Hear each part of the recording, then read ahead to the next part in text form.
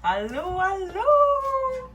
Aujourd'hui, on a un petit tuto sur comment utiliser nos accessoires. Aujourd'hui, l'accessoire que j'ai choisi, c'est les tuteurs de sphinx. Comment que ça marche un tuteur de sphinx? Je me le fais souvent demander. Donc, c'est aujourd'hui que ça se passe. Donc, pour débuter, on a plusieurs formats, dont le mini. Là, il y a un petit peu de sphinx dessus. Ça, c'est le format mini. Donc, quand il est roulé, ça ressemble à ça. Le mini, c'est le seul tuteur qui ne s'empile pas. Les autres, ils s'empilent toutes. Fait on a le format mini. Bien sûr, on a transparent ou noir. Ensuite, on a le format petit, comme ça, qu'il s'empile. Je vais vous montrer un petit exemple. Quand je dis il s'empile, de quoi ça ressemble. Donc, quand vous voulez, vous avez juste à plier les deux rebords quand vous voulez le faire, en fait. Fait que ça, c'est mon premier. Admettons que je voudrais mettre le deuxième par-dessus. Ben, le premier, on le met toujours dans la première coche. Puis le deuxième tuteur dans le deuxième coche. Le troisième tuteur dans la troisième coche. Fait que lui, vu qu'il est dans la première coche, on va mettre lui pour l'empiler dans la deuxième coche. Donc, je vous montre ça. Fait que c'est super simple. Dans le fond, on vient juste mettre les coches dans la coche. Facile de même. Et on pousse. Ensuite, exemple qu'on voulait rajouter ce tuteur-là, on ferait juste ça comme ça. Et on pourrait rajouter, exemple, ce tuteur-là qui serait déjà dans ma plante. Comme ça, on va dire. Puis on aurait juste à rajouter comme ça. Je peux l'avoir. Comme ça, pour que la plante continue à pousser sans devoir enlever le premier. Fait que c'est de même qu'on les empile, donc tu as le droit d'empiler 3 tuteurs. Donc ça, c'est le format petit. Comparé au mini, ça ressemble à ça, là, la différence. Ensuite, tu as le moyen. Donc le moyen ressemble à ça ici. Et comparativement au petit, c'est ça la différence. Même chose, lui, tu peux l'empiler 3 de haut. Et ensuite, on termine avec le grand, qui est grand comme ça. Même chose, mais lui, dans le fond, il y a 4 coches. Fait que lui, tu peux en empiler 4, un par-dessus l'autre. Donc, ça peut, ça là, même si tu as des grandes plantes à la maison, ça va le faire. Là, les deux sont dans la première coche, là, mais tu sais, c'est vraiment grand. Le 4, là, ça peut faire... ça, c'est environ 2 pieds, 2, 4, 6, 8 pieds de haut, comme de tuteur. Donc, je vais vous montrer grand, moyen, petit. J'ai dit assez de main. Et mini. Ça, c'est les grandeurs. Bon, on passe aux choses sérieuses. Comment installer notre tuteur de sphinx.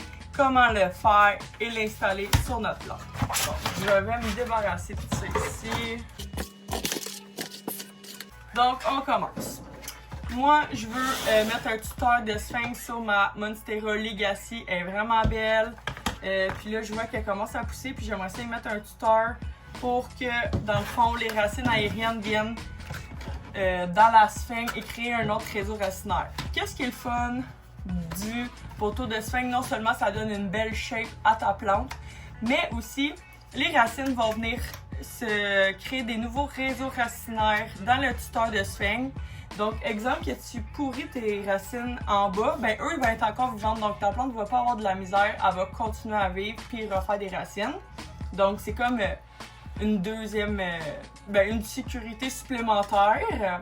Puis aussi, plus que tes racines vont venir faire des réseaux racinaires dans ta sphinx, plus que tes feuilles vont être de plus en plus grosses rapidement. Tu sais, le poteau de sphinx, ça représente l'arbre dans la nature, que lui, dans le fond, les plantes accrochent leurs racines à l'arbre, ce qui fait que ça leur donne plus de force et donc la plante devient mature de plus en plus rapidement, des fenestrations de plus en plus rapidement, des feuilles plus grosses. C'est pas mal ça. Donc on commence. Je vais le défaire pour vous le montrer comment que je fais. Bon, donc La mousse de sphinx, on commence par ça. Moi, j'utilise la mousse Sifi. Je trouve que c'est elle que j'ai le plus de facilité. Beaucoup de monde utilise la mousse de Nouvelle-Zélande aussi. C'est deux bonnes mousses. Donc, j'ai un bac ici avec de l'eau. J'en ai humidifié ma sphinx. Ça, c'est la première étape. Donc, l'eau qu'on dépose doit être température de la pièce, donc pas froide, pas chaude. Et on vient bien mouiller la sphinx. Bon, donc vous voyez le résultat, la sphinx est détrempée. On est correct, on laisse ça comme c'est ici. Et là, j'ai mon tuteur de sphinx. Qu'est-ce que je vais venir faire, c'est que je vais venir prendre ma sphinx qui est détrempée. Enlever, je te dirais, le 3/4 parce que, admettons qu'on continuerait, oups, il en reste de l'eau dedans là. Fait on détrempe, je viens de la retremper, on détrempe de 3/4 pour laisser environ 1/4 d'eau dans le tuteur de sphinx et on vient mettre notre sphinx comme ça dans le tuteur tout au long. Et je laisse environ, je vous montre ici, 1 pouce libre. Parce que je vais venir mettre mon tuteur enfoncé dans ma terre et il va y avoir de la terre dans cette petite portion là pour que ça soit stable dans. Parfait. Donc une fois qu'on a notre sphinx comme ça, on va venir le fermer au premier trou. Donc ça c'est... On se bat un petit peu, mais c'est pas si pire que ça si vous l'avez plié d'avance.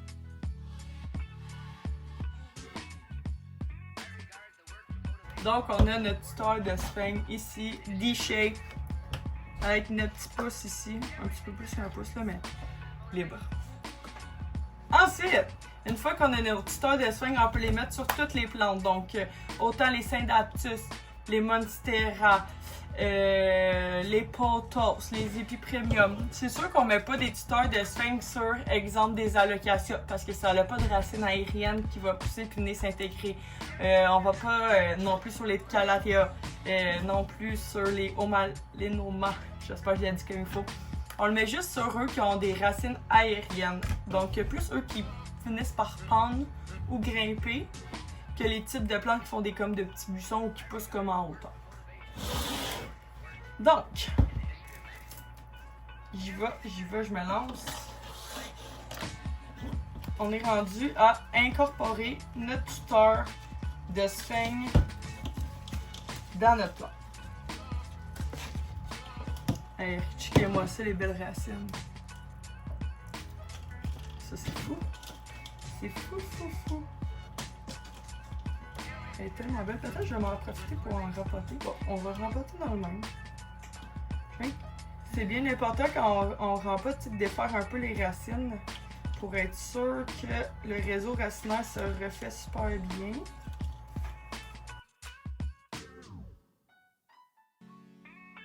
Ok, fait que là, tu sais, j'ai ça comme ça. Moi, mon but, là, les prochaines racines aériennes, ils vont venir pousser comme ça, c'en est une racine aérienne. Ça, c'est la première racine aérienne de cette plante-là. Fait qu'ils vont tout venir pousser ici, les racines aériennes. Sur la tige qui va faire comme ça. Donc, moi, mon idéal, c'est de venir déposer mon tuteur de sphinx comme ça pour que, éventuellement, ce type de racine-là et là soit dans mon tuteur. Donc, je mets un fond de terre. Je dépose ma plante. Et là, pour ça, je laissais un petit fond pas de sphinx. Je vais venir déposer mon tuteur comme ça dans mon pot. À côté, ici, ma nouvelle tige, c'est ici. Et avec un petit tape comme ça, je vais venir l'accrocher pour qu'ensuite ça soit stable et que mes prochaines racines aériennes poussent dedans. Je vais couper mon...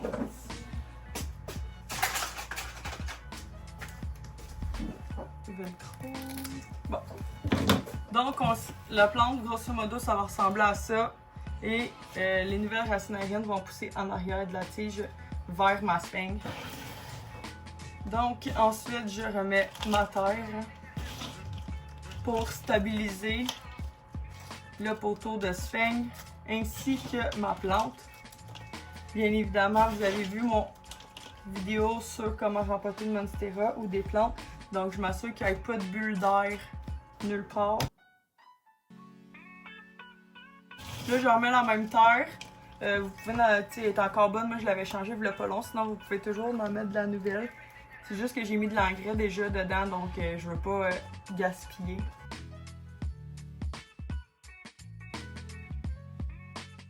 Là, je viens stabiliser ma plante en mettant un petit peu de terre en arrière. Pas ma plante, mon tuteur et ma plante, les deux en même temps. Et je tapoche un petit peu.